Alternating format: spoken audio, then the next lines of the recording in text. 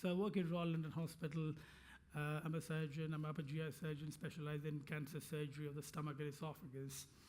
And I do my teaching, training, education, and research in Queen Mary University of London and University of Malta.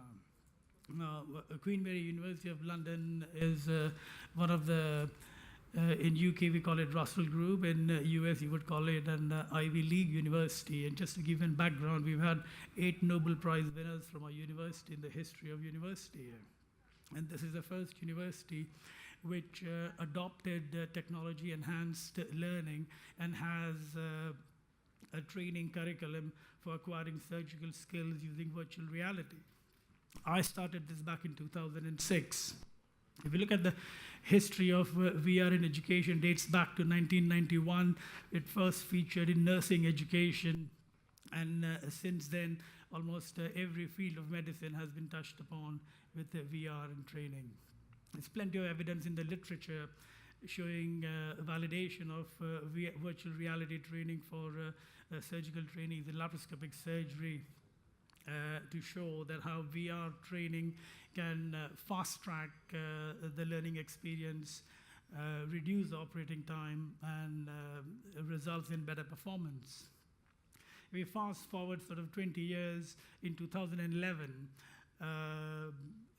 Department of Health in UK published a framework for technology-enhanced education, again endorsing the need for integrating technology-enhanced education for learning and better patient experience.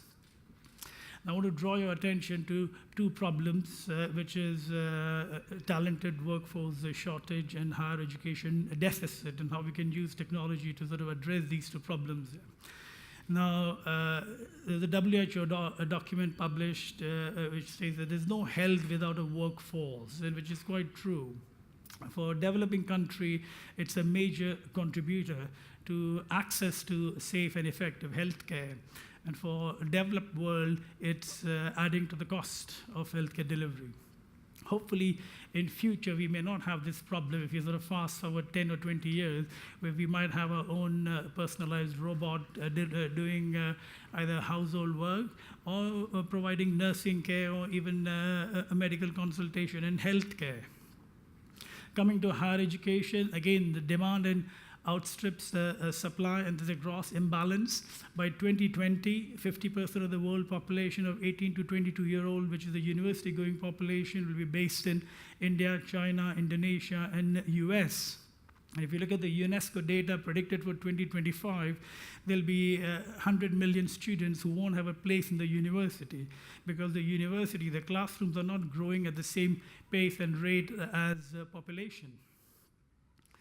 Again, maybe in future we'll have a democratization of education and perhaps even of intelligence with if we have a symbiotic relationship as humans with artificial intelligence to optimize the human cognition.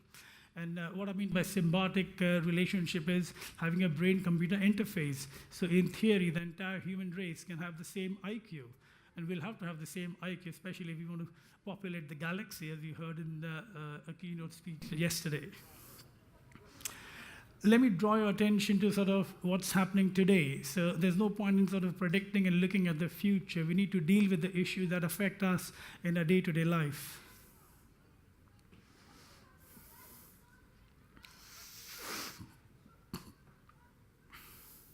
Can you have the volume, please?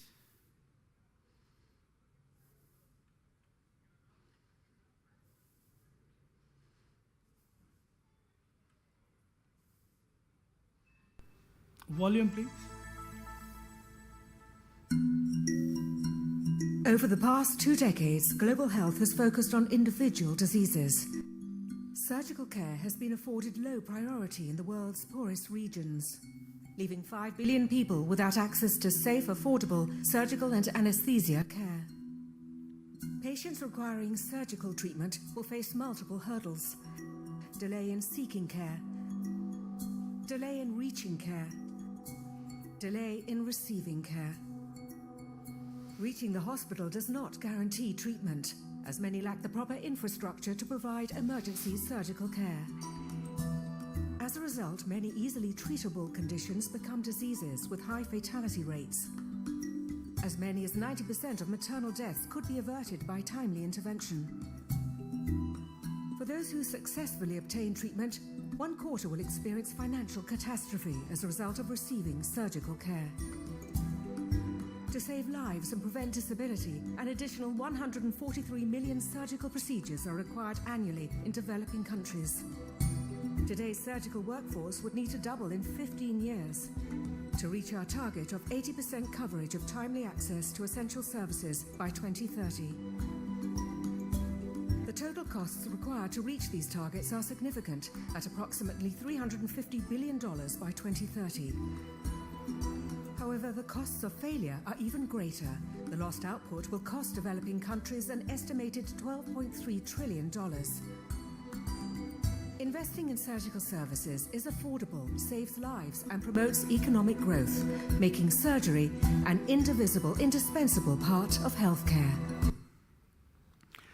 Now, medical profession is the only profession where you go to the university, study for 5 years, you get the brightest of the young boys and girls with high percentage A star, and after 5 years you get a certificate that you are a doctor, but you have no experience or ability or license to see a patient or to treat a patient. Now, in which profession can you do that other than medicine?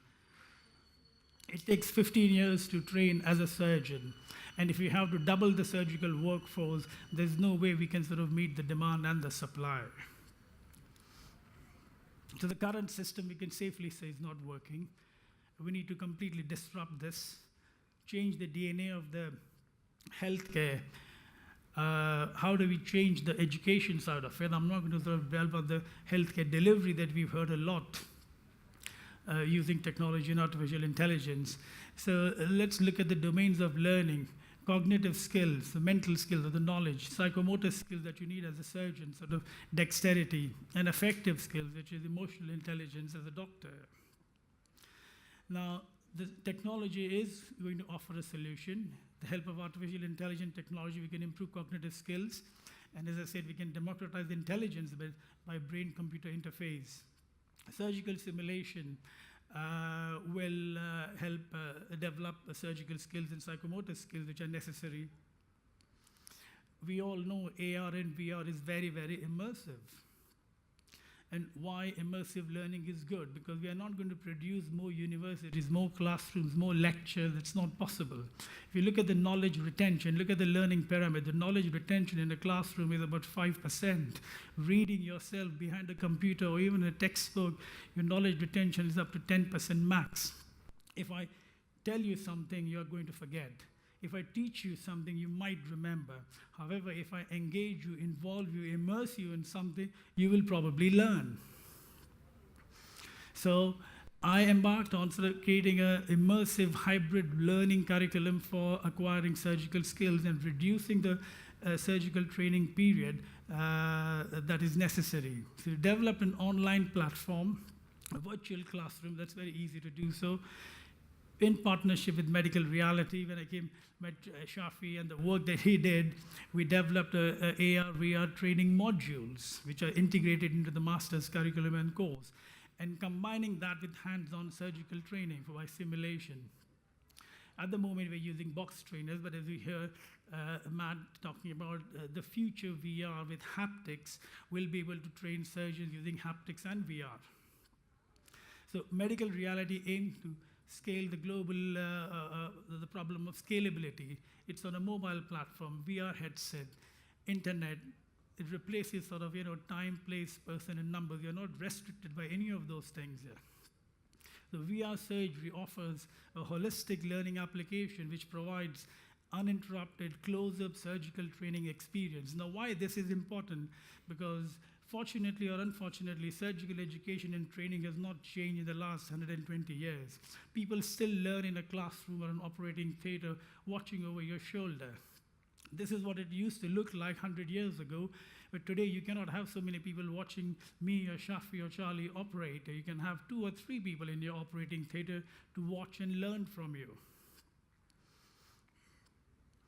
So all you need to democratize this is a mobile phone with internet connection and VR headset. 65% of the population are visual learners, which means that we learn by just watching. And if you're immersed in that, your knowledge retention is going to be much higher. So the entire operation is recorded using 360-degree lens, and then layered, as you saw, on our platform. You can choose to look at the operation. You can go through the animation, study the anatomy. There are MCQs, assessments, presentation, lectures added to the platform. So with all that put together, last year we launched the first global master's program in surgical training for acquiring laparoscopic surgical skills by simulation. This is the first cohort of students that I have from Australia, Germany, Scotland, England, etc. Taking a step further to reduce the training and the learning curve, I'm now training undergraduate surgeon. Now, by no means these people are going to go and operate on me or you. What I mean by undergraduate surgeon is in Queen Mary University of London, we're the only university that are allowing our undergraduate students, after finishing 3 years of MBBS, to take a year out to do a master's course, which means they get a master's degree after school before they get a bachelor's degree. So that is a real democratization of education and disrupting the way we educate and teach our medical students. So these students have no skills, no surgical skills. They have some surgical knowledge. They spend a year with me acquiring surgical skills by simulation. And surgical skills are motor skills, a bit like cycling and swimming. Once you learn, you're not going to forget. So you pick up good habits at early stage in your career, and when we follow these cohort of students in future, I'm sure they will have a much shorter learning curve and a much better performance in operating theater. So my goal is to sort of have technology-enhanced education seamlessly integrated into the clinical environment and outside to improve education and patient care. Thank you, Shafi. Perfect timing. I need my beer. Thanks very much, and watch this space for the kind of future of kind of education, and do follow Bijendra's work, because it is going to be transformative in how we teach people on a global level. Thank you, Bijendra.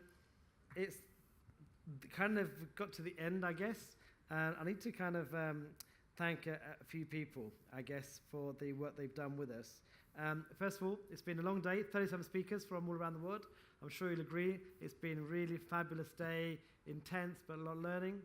My thanks to Alexi over there and his team. Come, all three of you, stand up. The AV team. You're a star. You're a great, Alexi. You're sorted, right? Great. AV's been super. I mean, managing all the speakers coming on out, etc. It's been great. Sylvia, of course, who's my executive PA, but also works the Webit team running the whole conference. Thank you, Sylvie.